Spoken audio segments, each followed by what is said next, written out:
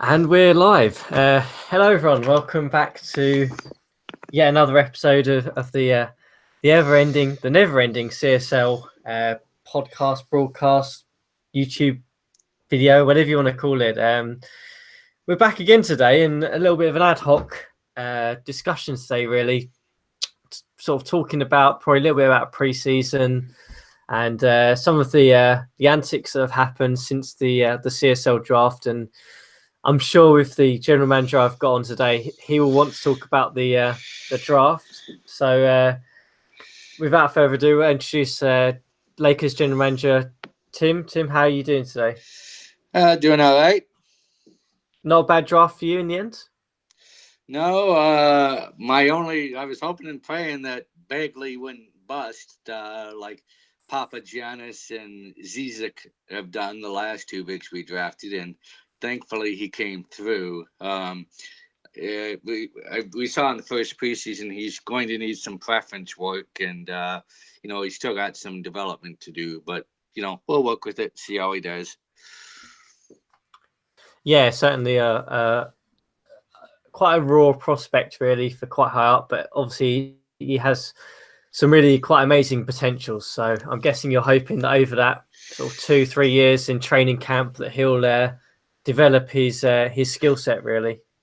Yeah, and what I thought was nice in his first boost, he came out as a 73, 70, 66, I think it was, offensive rebound, defensive rebound blocking. So his defense is already, starting to pop up to fruition. So that's good.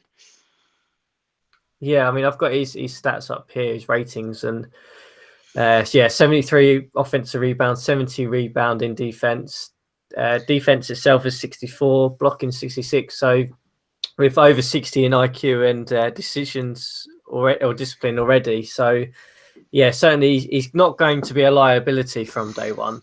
I guess the question with you is, can he get that scoring up a little bit? Can he get some of the shooting preferences fixed? And hopefully he can carry on from there, really. Yeah. I was a little disappointed his scoring didn't go up more, but, there's still time for that yet. So. Yeah, certainly. So let's touch on that. So, we talked about Bagley and his first training camp. Was there anyone else who stood out for you from other teams in terms of maybe training camp booms or busts, or where people have started to share them on the forum? Yeah, I had a hunch going all throughout the draft. I was like, to me, Aiton's not going to be that good. It was just a hunch I had. And then when he got +5 in training camp, it's like, maybe my hunch was right. The good news for Rizzo is that he didn't bust out completely. He did show some positive gain with 5 points. So there is at least something there to be able to build on. So I know he was disappointed, but at least it wasn't a 0. No, I mean, I guess the positive is that, and he kind of commented in the forum a little bit, that Aiton is already kind of nearly there in terms of potential anyway. So he's not got huge rooms to go, and he's already a solid player from day one, really. Yeah, but he's also got quite a bit to grow into as well. Even though he comes in developed, my ratings and stuff are on my computer in Las Vegas, which I will hopefully get to tonight. My first flight got canceled, but it is what it is. And hey, it allowed me to do this podcast, so There's always a silver lining. yeah.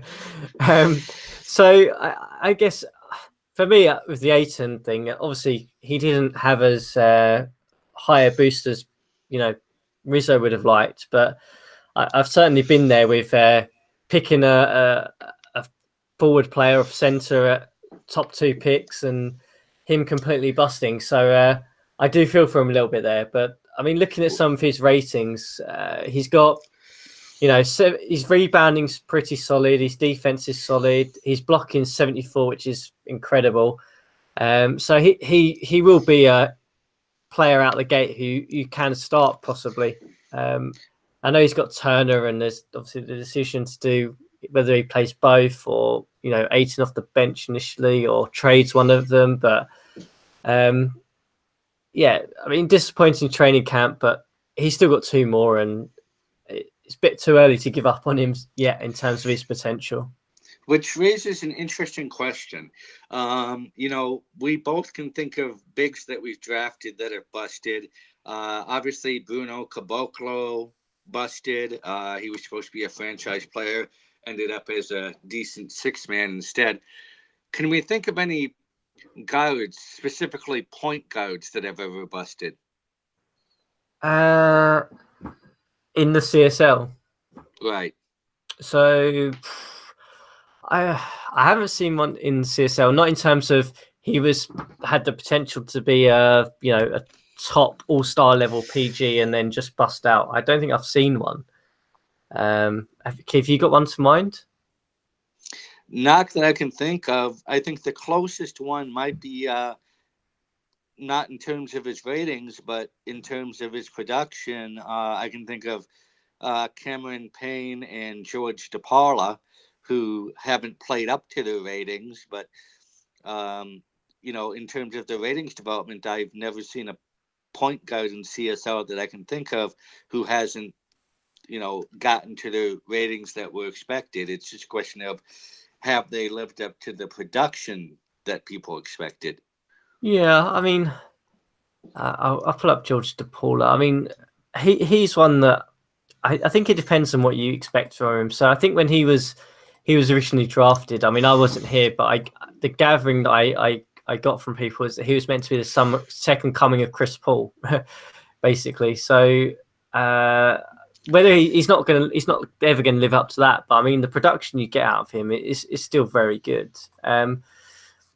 But I guess on the other side of that, I see more sort of post players and forwards and centers play above their ratings than I do point guards.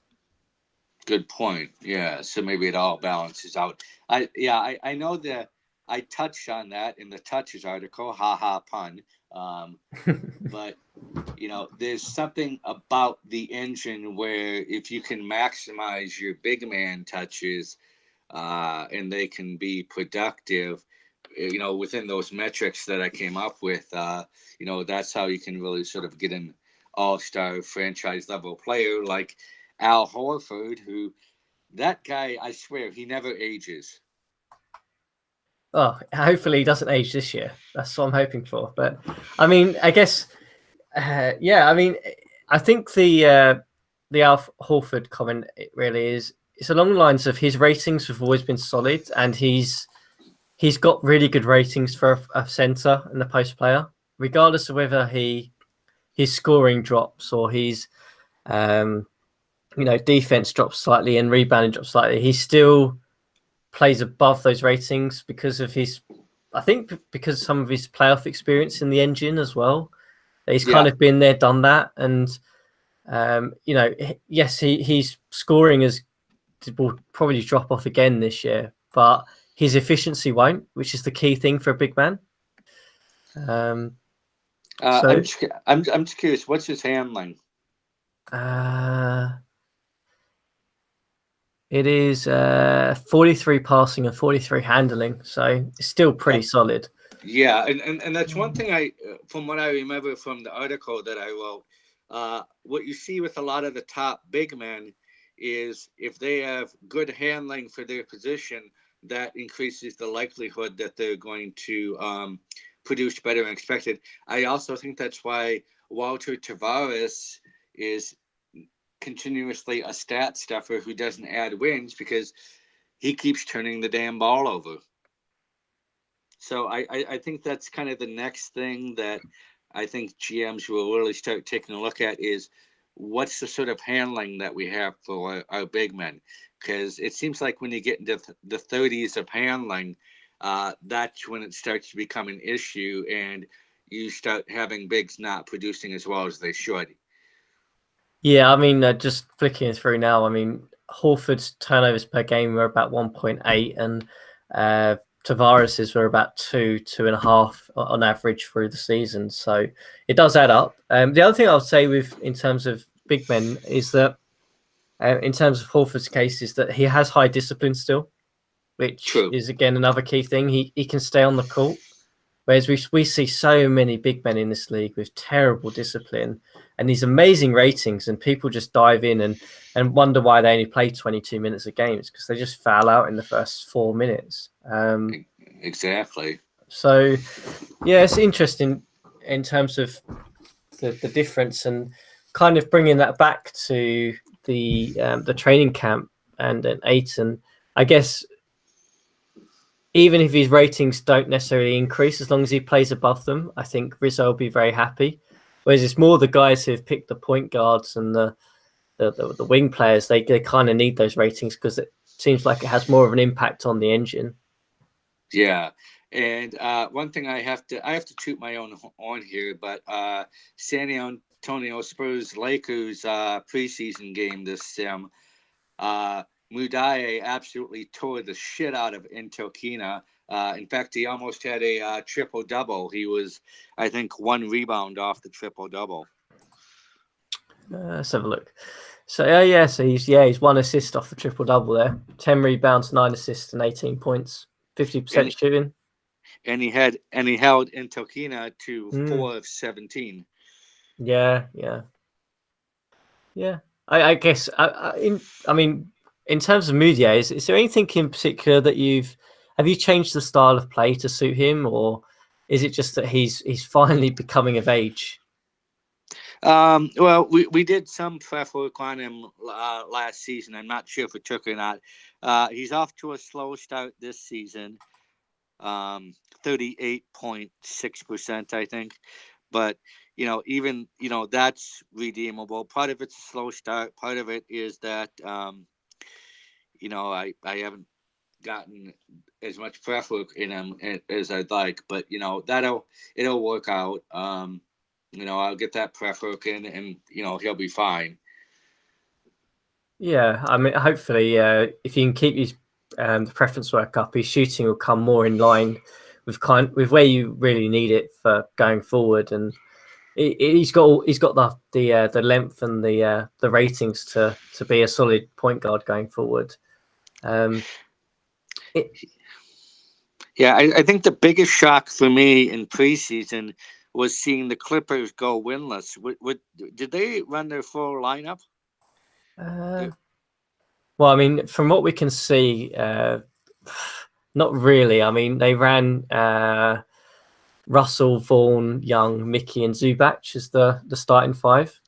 So no Harkless, no Monroe, kind of missing from that. So okay.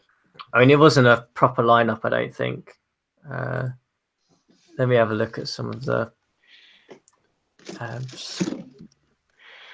No, I mean, to be fair, Harkless played 33 minutes from the bench, so I mean, they are giving guys minutes. It's just Monroe was benched by the looks of it, and Lyles was benched.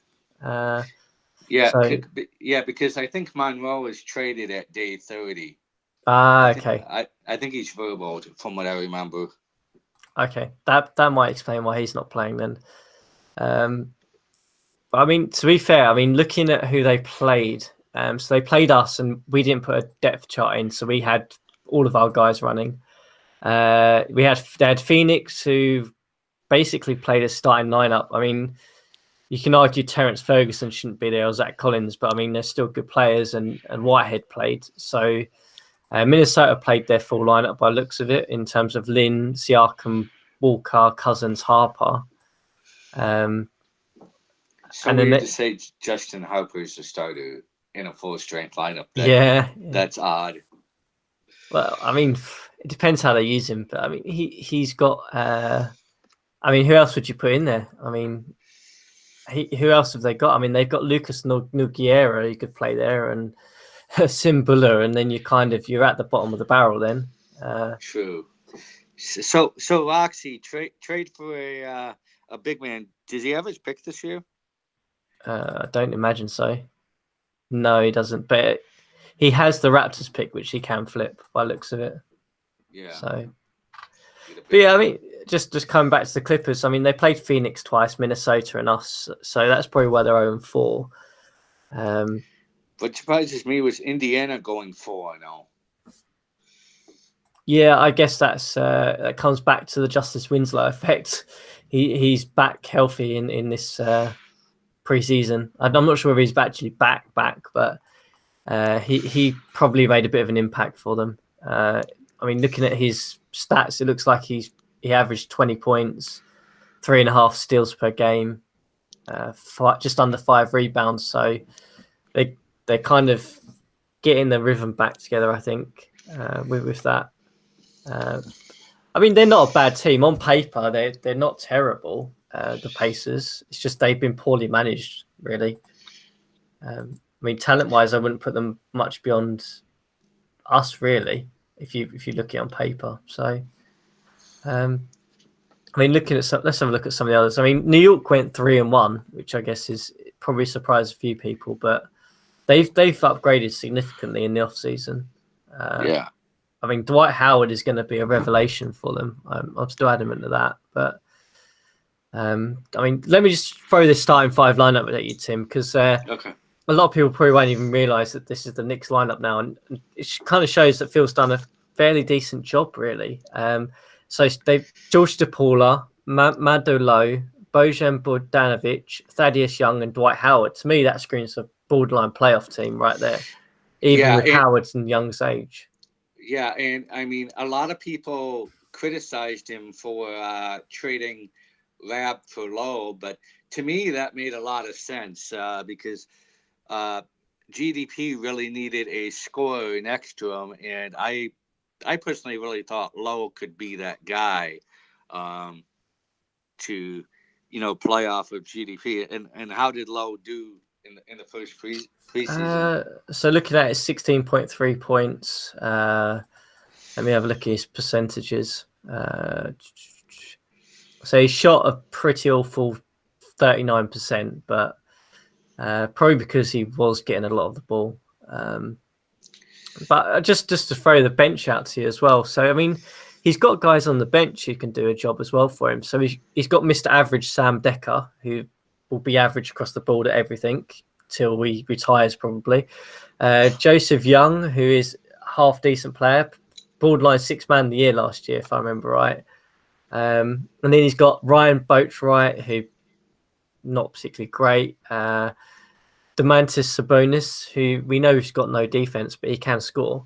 Right. So he's got guys there. If he gets the sub matrix put together correctly, he can, be quite a balanced team there. And they're kind of proving it at 3-1, really.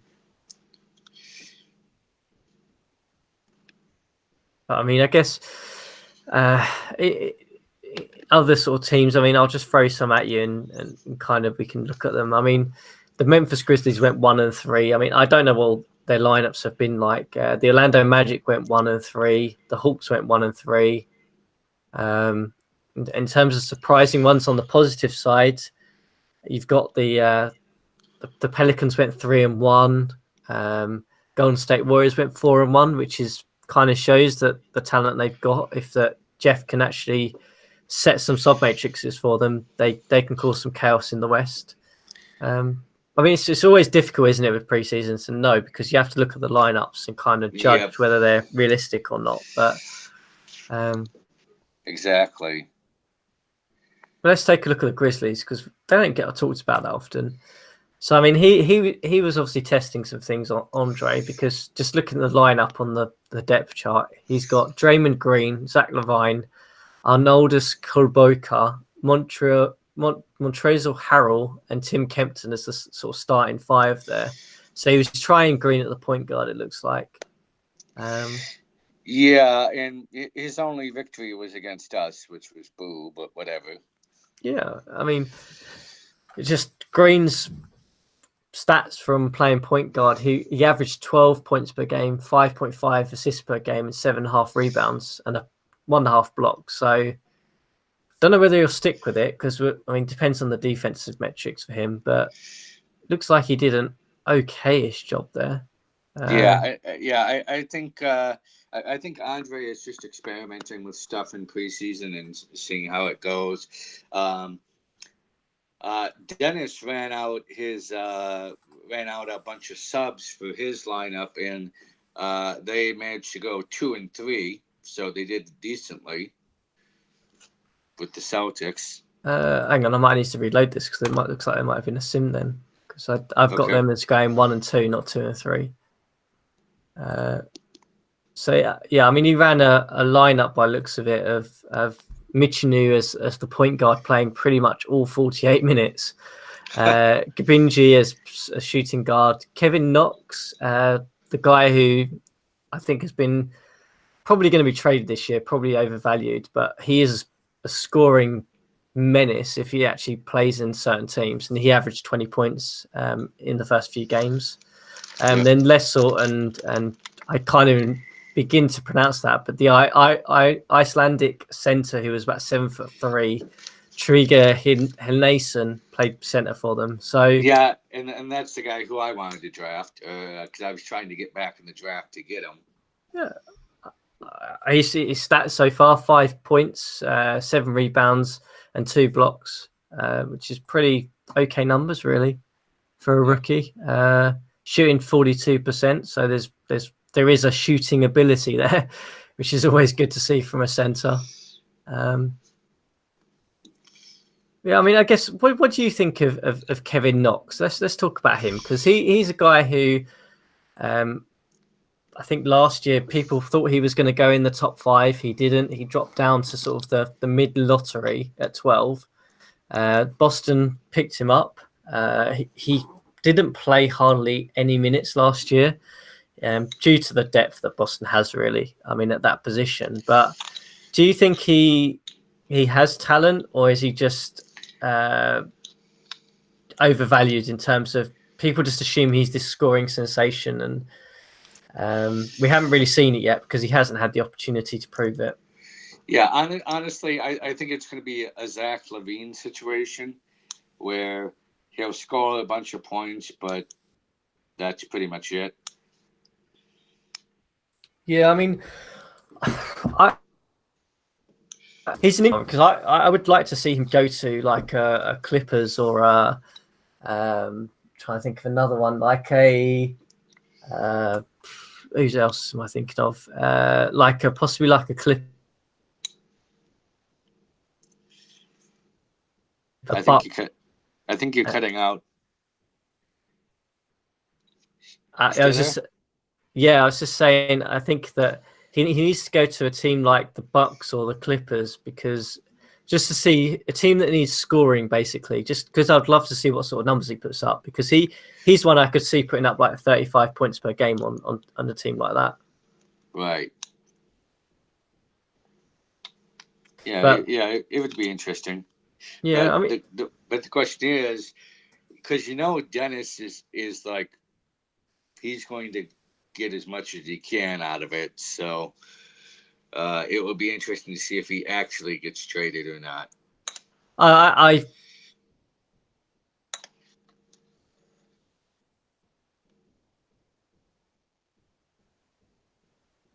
don't know. We'll stats up to show that he can be a primary scorer, and then he'll try and flip him, I think.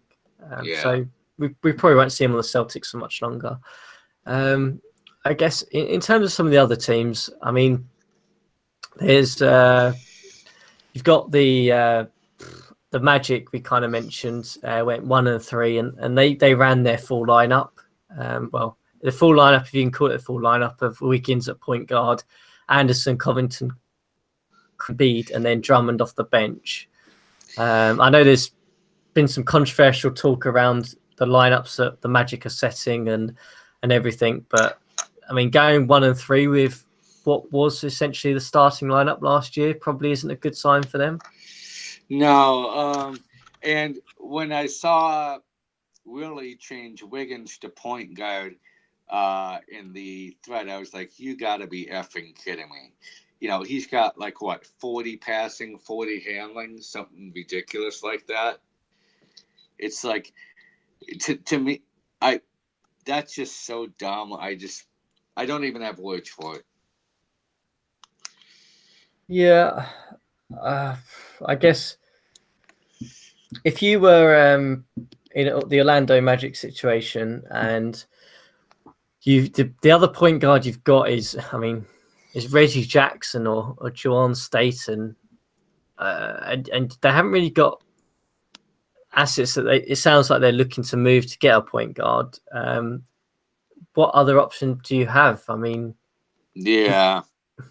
you wouldn't necessarily want Reggie Jackson playing point guard either. Who's in the free agency? I'm not too sure actually.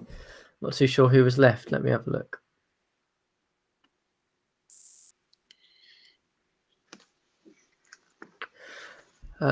So I mean, I guess you've got Kyle Lowry, who is still solid-ish. I mean, he's ball sub 60s now in terms of his passing and handling, but he could possibly do a role there for them. I mean, scrolling down, it's pretty slim pickings at point guard, as you kind of would expect, really. Yep. Yeah, so maybe you should put in an offer for Lowry. I mean, if he wants to try and win with the lineup he's got. Yeah, I mean, I don't see much else for him in free agency, really, unless you want to play someone like Goran Dragic, but his defense is like sub 50 now, so you're going to be a defensive liability then. Yep. Magic have a lot of questions, I think, going into the season, but we'll see how they handle it. Maybe they're going to change the sub matrix around a little bit and see if that works. We kind of saw that with Utah. Kevin got access to the DDS, and they went from being a 7th, 8th seed every single season to being a top 4 seed pretty much automatic. With some sub matrix moves, so it could possibly happen in Orlando as well. Yeah, although Utah has a lot more talent, so I think that's much easier for them to pull off than Orlando. Which I'm trying to remember, when was the last time Orlando had a decent point guard? I don't know. I mean, who did they run?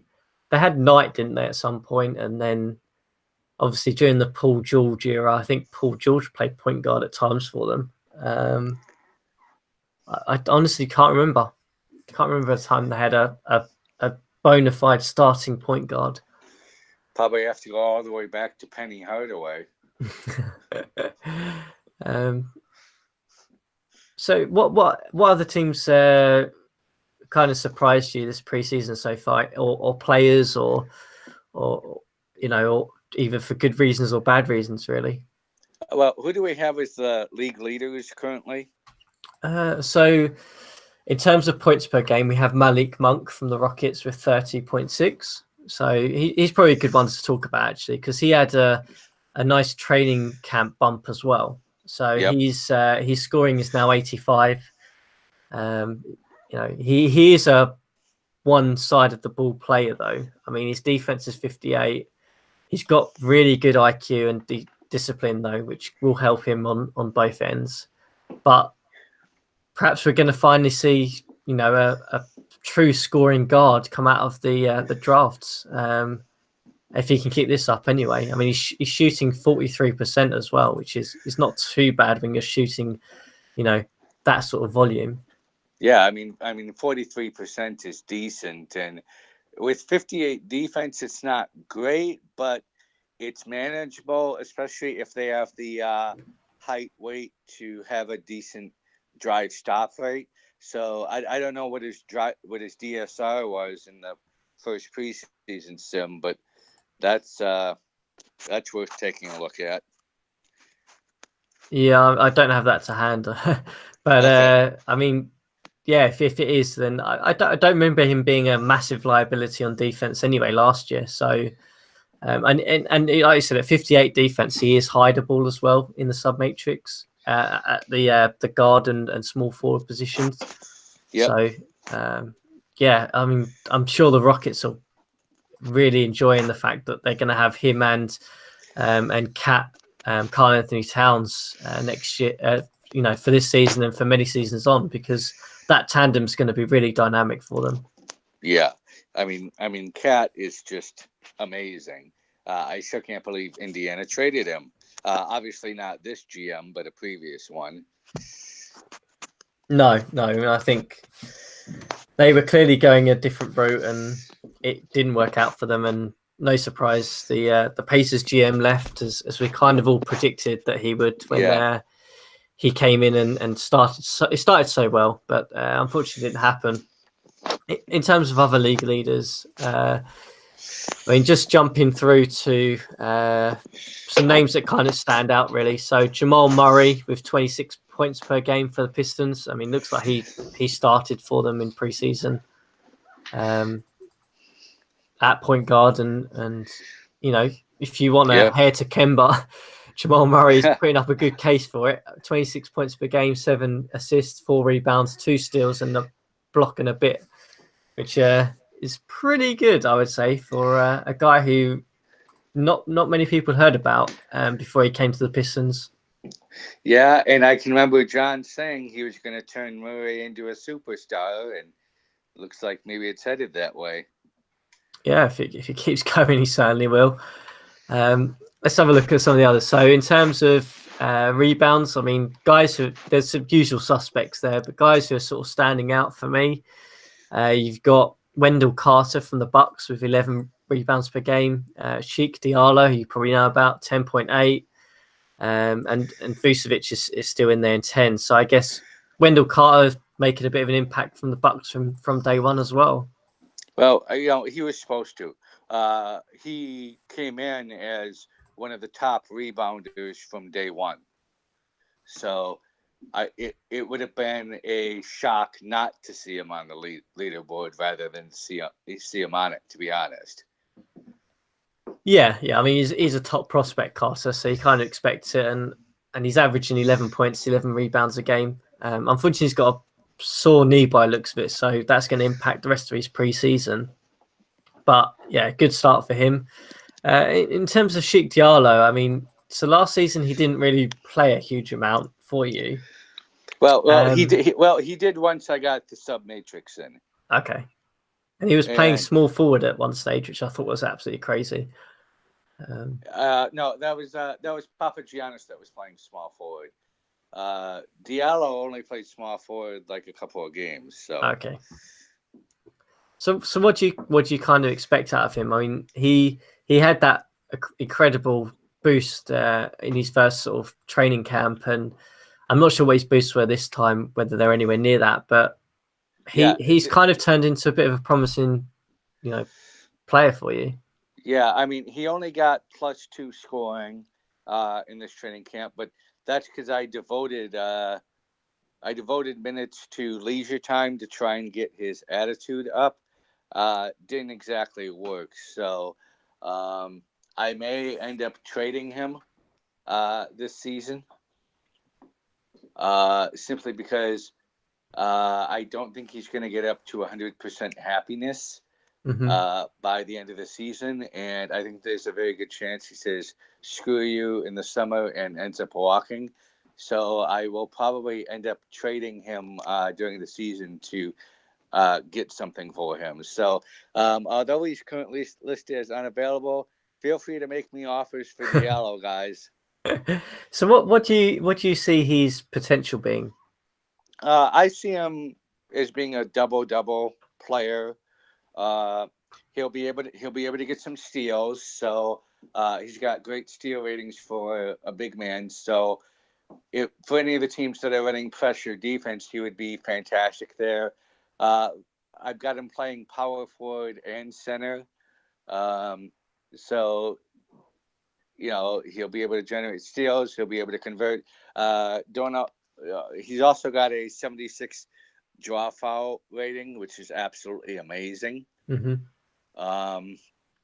So he's going to be a decent 4th or 5th starter for a team, and he'll be able to produce points, play some defense. He's got 0.7 points allowed per shot faced, and he's consistently played defense in terms of PA/SF his entire career. He's overachieved to that. So That's why it would suck to trade him, but I can't risk him walking for nothing either. No, and he's certainly one that teams. I think teams next year will look around in terms of mid-level exception for him. That's where I see his value next year. So, I mean, I know obviously you're dropping down the cap to try and use it next year, and whether you'd want to pay that anyway, and whether like you said, his happiness, whether he would want to stay anyway, is the question. But I'll keep an eye on him throughout the season because he was the one that had a really good when we did that draft youth sort of sim league thing. He performed really, really well. So yeah, we'll see how he does. Let's move on to sort of assists per game. Obviously, Michinu from the Celtics is leading that because he's playing 43.3 minutes, but he's got 11.3 assists per game, which is surprising because a guy who was drafted then seems to have moved around a couple of teams and never really settled, and kind of making a case for some additional minutes from the Celtics there. Yep. Then we've got the likes of Gary Payton II from the Miami Heat with 7.7, which is a guy who, again, I don't think many people have heard about. Yeah. To me, personally, I liked Gary Payton II in his class. To me, he's what TJ McConnell should have been, but wasn't. I think GP2 has turned into that kind of guy. Of course, he's also playing on that insanely talented Miami Heat team, so maybe that plays into it too.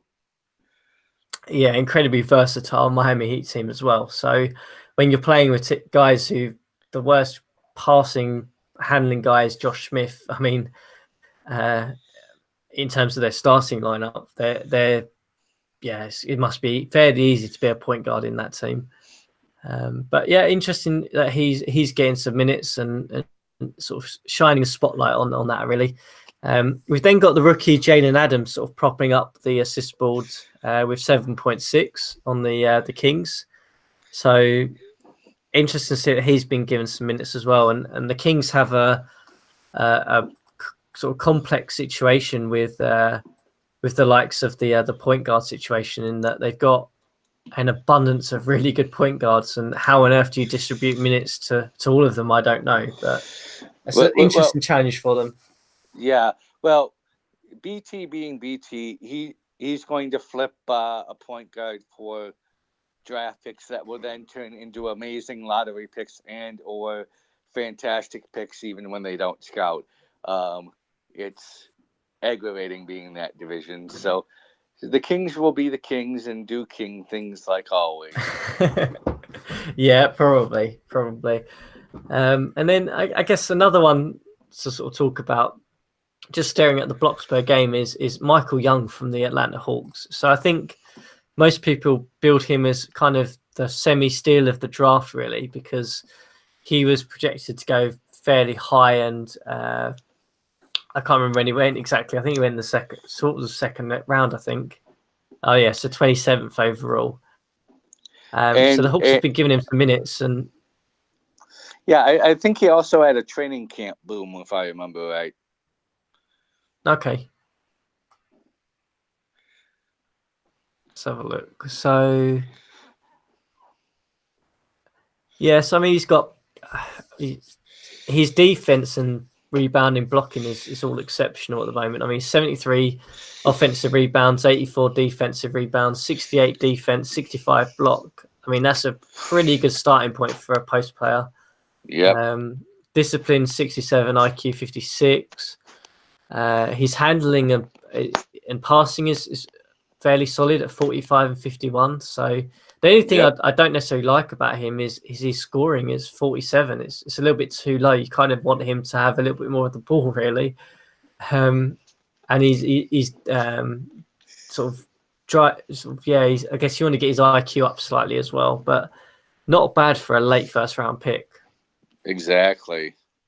Yeah, I mean, a lot of people bash this draft late in the first, including me. I will take full credit, admittance for that. But the yeah, they're proving that there was value late in that round to go get. So Yeah, certainly in terms of if you're looking for that sort of fifth starter, I mean, there are guys there who might not be there at the moment, but potential wise, even if they lived up to half of it, would be a solid start for most teams. So, yeah, the draft did have some value late on, and looks like some of the teams that had those picks or opportunities grabbed them up pretty well.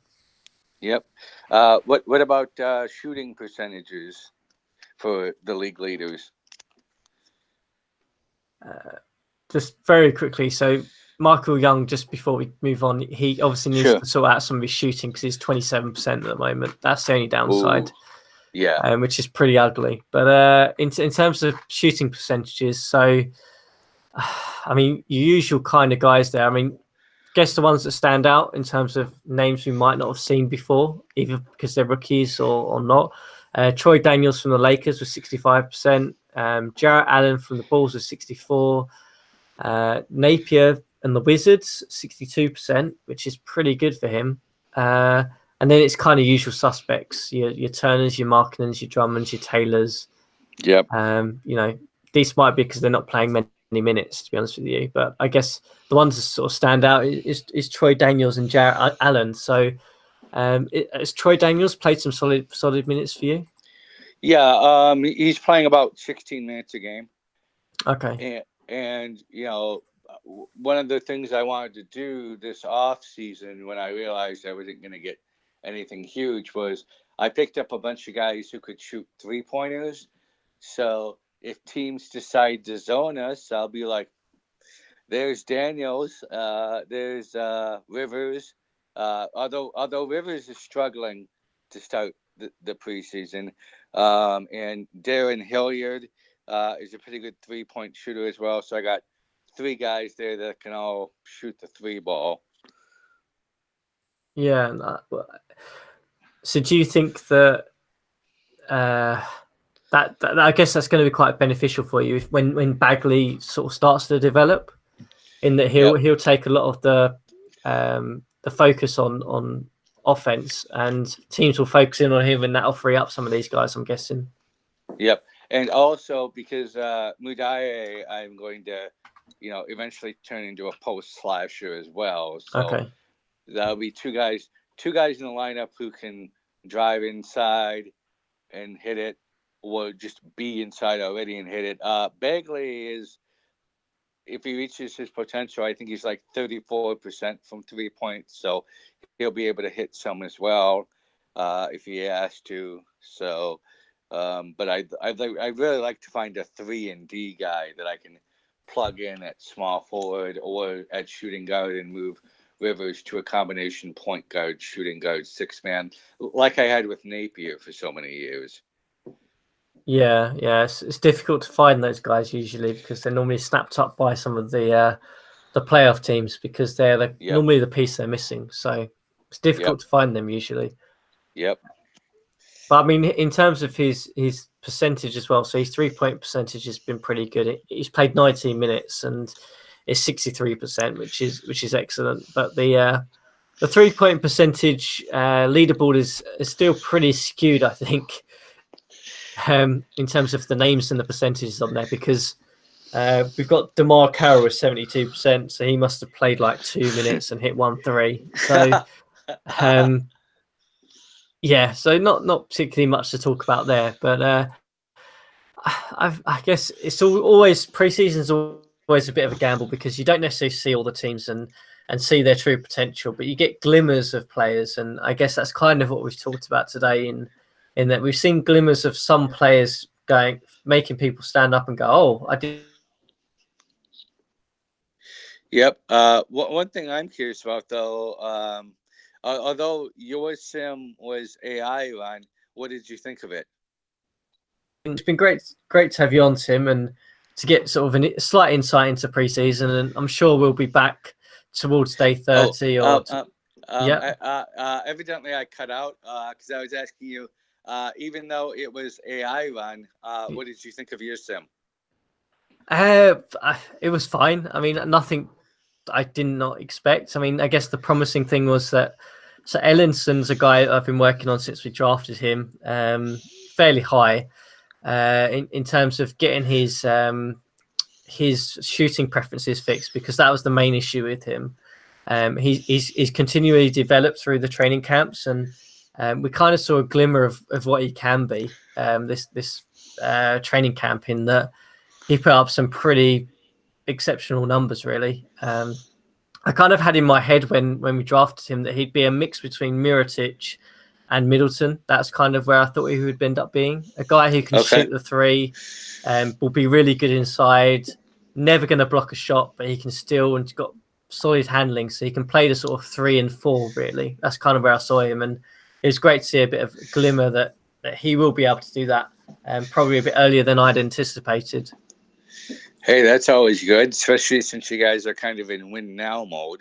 Exactly. And with Ingles being out, there's plenty of opportunity for him to step in. Although Ingles wasn't injured this sim, which I'm guessing was a bit odd. I expected him to be out for a little while. So yeah. I had the same situation happen with Christian Wood. I was like, I thought he's supposed to still be injured, but I guess he's healed up now. I don't know. Yeah, I don't know. But yeah, we'll see. We'll see what happens. We've got a couple more pre-seasons left to sort of go through, and some crazy lineups I'm sure we'll see over the next couple of days. But it's been great to have you on, and best of luck with Bagley developing and this season. And we'll see. We'll keep an eye on Moutier and Sheik Diallo if anyone wants him to come your way. But we'll see how he does as well. Yep, and hopefully your luck will continue, and you'll break through in the playoffs again, and this time finally get there. Hopefully, we'll see. But we'll catch up certainly as the season progresses, Tim. Yep. But best of luck with the season. Yep, you too. Thanks, Chris.